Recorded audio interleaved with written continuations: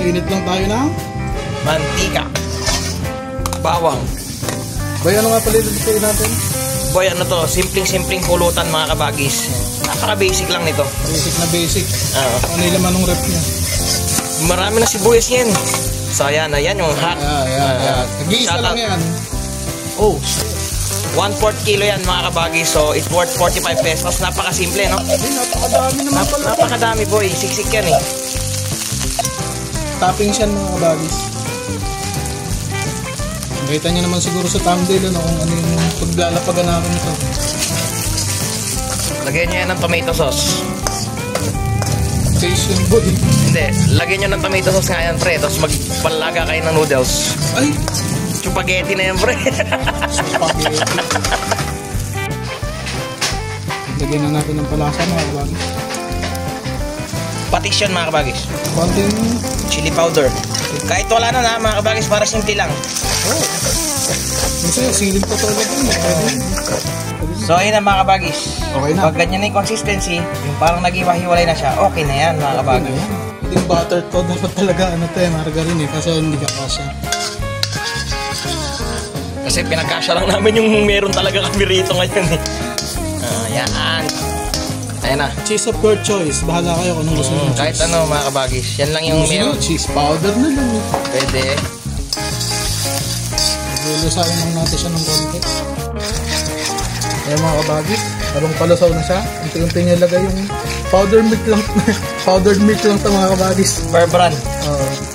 Actually, pwedeng cheese na lang gamitin nyo dito para hindi na kayo maghirap. Oo nga. Pwede yun. Yung ginamit yata natin na nakaraan. Siyempre, kung pakulay natin, pre-book na. Mamasita. Pwede na kayo gumawa ng chismis. Chismis tuloy. Chismis at home. Ayun, guys. Mga kabagis, yan na siya. Kulay chismis na, no? Lagyan lang natin ng pan. Medyo matabang kasi siya mga kabagis eh. Chicken powder. Sa ganda siguro kung Eden yung gagamitin nyo na cheese. Kompleto kasi lasa nun eh. Actually, chismis na lang. Para wala nang problema. Oo. Ayan. Pimiento. Banlapot. Sabi nila pag na-coat na yung back of the spoon, pwede na rin sauce nyo. Pwede na yan. Ano mga kabagis? Pag saluhin na natin to. Let's go!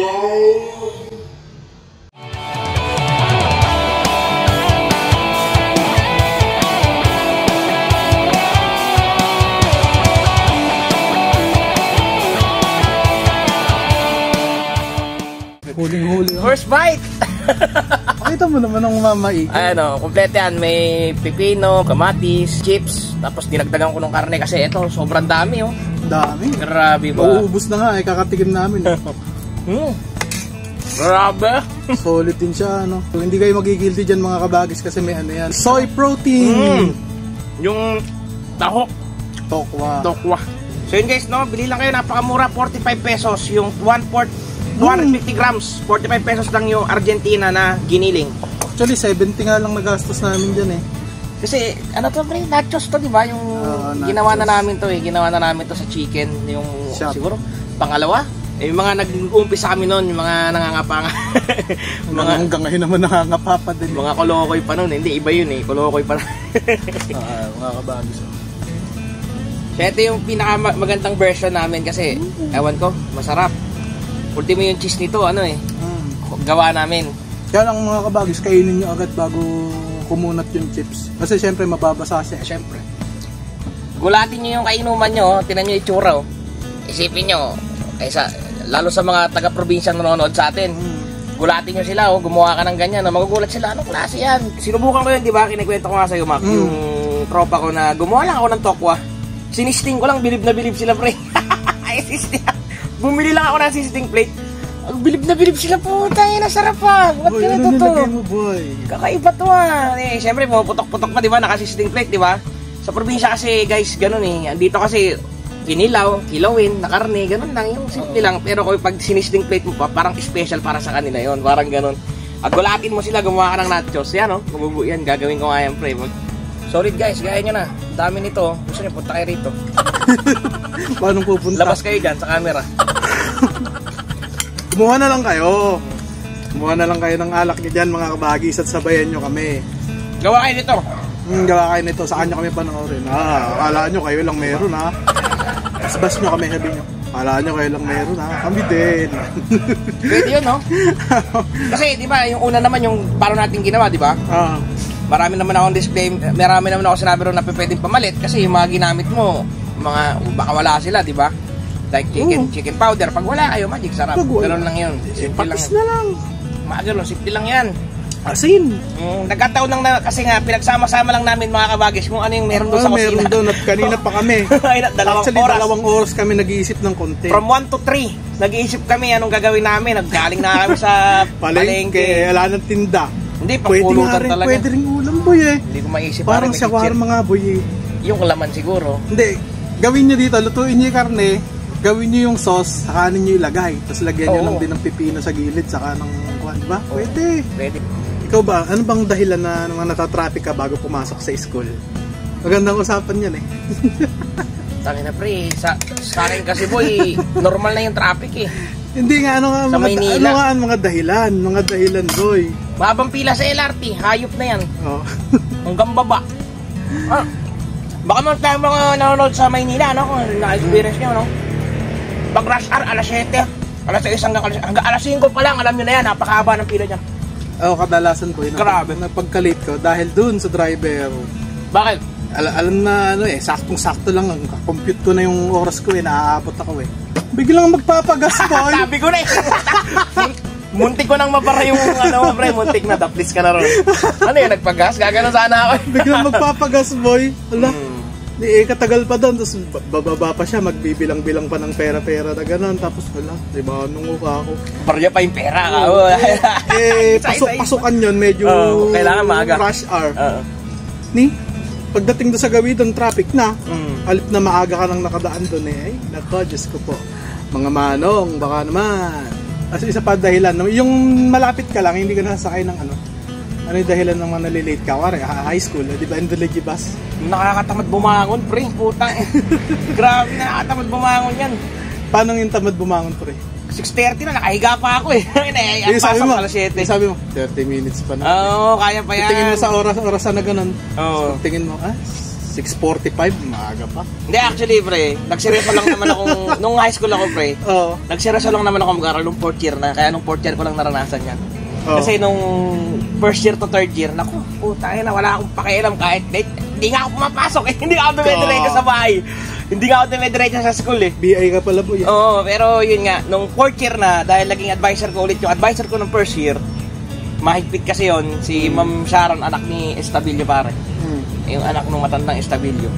Nagseryoso na ako noon dahil nga nangangaratin. Pero napakabait ng teacher ko na yun, grabe. Nangangaratin. Oh boy, black belter yun eh.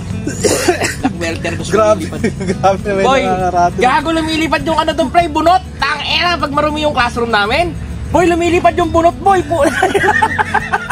Pero na-experience mo na ba to, pre? Na-experience mo na ba yung, di ba may alarm ka, 5:30. Pigit lang ako saglit. Puta, pagising mo, 6:10. Ina, pumikit lang ako Hayop na to. Power nap. Pumikit lang ako, puta, na 1 oras na makalipas nung pumikit lang ako, pre. Puta, nangyari. Actually, ngayon ko na-experience yan eh. Pag nagluluto ako ng lugaw, yun ang totoo doon, pre. Nangina, alam mo ko, pre, alas 3. Ba talaga mga experience ng mga high school, dami. Mga college habang nag-aaral ka, na mamimiss mo na lang. Mga experience ba yun na mamimiss mo na lang kung kailan tumanda ka na ano? Madami. Yung oras dati na wala kang pakialam, na ngayon napakahalaga pala ng oras. Sobrang halaga ng oras. Tulad yung iba ngayon, di ba, karamihan ng gusto ng iba ngayon, puro mga vlog tungkol sa yung kagaguhan, yung nag-aasaran. Malapitang style. Oo. Yung mga nagbabalag-bagan, wala namang masamang sububok kayo ng ganun kung may humor talaga kayo. Malupiton, kaya nga lang, ang problema, pre. Sabagay, hindi naman natin masisisi, pare. Internet yan eh. Ang problema kasi, puta, mga bata sa amin, puta, nagkago. Boss! Kupal ka ba, boss? Ika. Hindi, ganun na talaga eh. Hindi naman masamang salitay kupal eh. Totoo yun eh. Hindi mo kayang pigilan. Pumasok ka na sa realidad ng social media. Ang problema, ini-invite na tayo na social media, maging sumabay ka na lang. Diba? Wala tayong magagawa kung gano'n. Tangina, 24/7, babantayan natin kung anong pinag-Facebook ng anak mo. Mahirap Ang hirap naman nun, pre, di ba? Kaya nga ito nga, di ba, sabi nga ni Eli Soriano, bakit? Mura ba yung gago, tarantado, Papanood ko lang yan, upal, ugali niya yun siya yun Eka. Ano naman Eka masama? Sa gago nga, alam mo. Sa gago nga di ba? Hindi, ang ibig sabihin daw kasi ng gago, mangmang. Mangmang ba? Oh. Yun ang ibig sabihin ng gago Gagong-gago ka na ba? Mangmang na wala ka na bang isip? Parang ganon. Parang ganon yung ibig sabihin ng gago. Oo, wala kang isip, mangmang ka. Ganon. Kung kupal ka ba, yung kupal kasi parang ano lang siya sa Pinoy lang siya nag-originate na salita Parang hindi siya nalalawin sa tarantado na... parang ganon. Parang ito, tinarantado mo to, kinupal mo to. Kinupal mo siya. Oo, kinupal mo siya. Walang masama doon iba kasi sobrang sensitive, sabihin na natin na ganito, sobrang purista nila pero pagtalikod naman din nila sa sa totoong buhay, sa realidad, sobrang bango sa social media, sobrang mabait, mapagbigay pero pagtalikod, kupal pala. Ganun nyo, mga kabagis, kalahati na. Sabi niya, di daw ako namumulutan, di kinain ko. Mas marami pa nga yung naubos sa pulutan niya. Masarap Yan yung, ito ba yung ebidensya na masarap talaga yung birada? Masarap hindi ko alam. Hindi ko alam yan talaga. Hindi kasi ano siya magaan siyang kainin hindi siya mamantika, hindi nakakabusog. Sabihin natin kahit sasabihin nila, mabechin mabechin. Kasi chichirya. Wala naman tayo lagyan na bechin dyan Oo nga. Chicken powder lang. Hindi ko nga ibig sabihin yung chichirya, mabechin. Mabechin kasi talaga. Mabechin talaga, totoo yun. Kaya nga kung gagawa kayo nito, huwag na kayo gumawa. Kung sasabihin nyo mabechin. Nachos! Nachos to, gawa ng mga Meksikano. Delicious. Gusto nyo naman, magpagiling kayo ng mais, palutungin nyo. Trabaho yun. Ang point lang nito, madaliin na pulutan lang. Easy! 5 minutes, pulutan. Kaya mga kabagis, putulin na natin usapan natin dito. Maraming salamat po sa lahat ng palaging umaabot dito sa part ng video namin na to. Kaya kung hindi ka pa naka-like, i-like mo na yan mga kabagis. Subscribe na rin kayo. I-hit mo na rin yung notification bell mga kabagis. At huwag nyo kakalimutang i-comment kung taga saan kayo, para malaman namin kung hanggang saan umabot ang video na to. Peace out!